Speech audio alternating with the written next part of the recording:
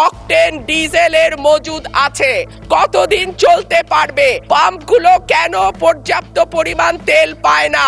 আজ জাতীয় সংসদে সংসদ সদস্য রুমিন ফারহানা বেশ কয়েকটি গুরুত্বপূর্ণ ইস্যু তুলে ধরে তীব্র আলোচনা সৃষ্টি করেন। তিনি দেশের বর্তমান রাজনৈতিক পরিস্থিতি এবং জনগণের জীবনযাত্রা, প্রশাসনের কার্যক্রম নিয়ে বিভিন্ন প্রশ্ন ও সমালোচনা তুলে ধরেন। তার বক্তব্যে তিনি বলেন, সাধারণ মানুষের সমস্যাগুলো দিন দিন বেড়েই চলছে, কিন্তু সমাধানের ক্ষেত্রে কার্যকর অগ্রগতি দেখা যাচ্ছে না। তিনি আরও ইঙ্গিত দেন যে নীতি নির্ধারণ, স্বচ্ছতা এবং জবাবদিহিতা আরও শক্তিশালী হওয়া প্রয়োজন। তার এই বক্তব্যের সময় সংসদে কিছুটা উত্তেজনাকর পরিস্থিতি তৈরি হয় এবং সরকার ও বিরোধী দলের সদস্যদের মধ্যে পাল্টাপাল্টি প্রতিক্রিয়া দেখা যায়। সংসদে উপস্থিত অনেকেই মনে করেন রুমিন ফারহানার বক্তব্য ছিল স্পষ্ট ও সরাসরি, যা বর্তমান পরিস্থিতি নিয়ে নতুন করে আলোচনার জন্ম দিয়েছে। অন্যদিকে সরকারি দলের কয়েকজন সদস্য তার বক্তব্যের কিছু অংশের সাথে দ্বিমত পোষণ করেন এবং বিষয়টি ভিন্নভাবে ব্যাখ্যা করেন। সব মিলিয়ে আজকের সংসদ অধিবেশন ছিল বেশ আলোচিত, যেখানে বিভিন্ন রাজনৈতিক মতামত ও বিতর্ক উঠে আসে। শেষে স্পিকার পরিস্থিতি নিয়ন্ত্রণে আনে, অধিবেশনের কার্যক্রম স্বাভাবিক রাখেন।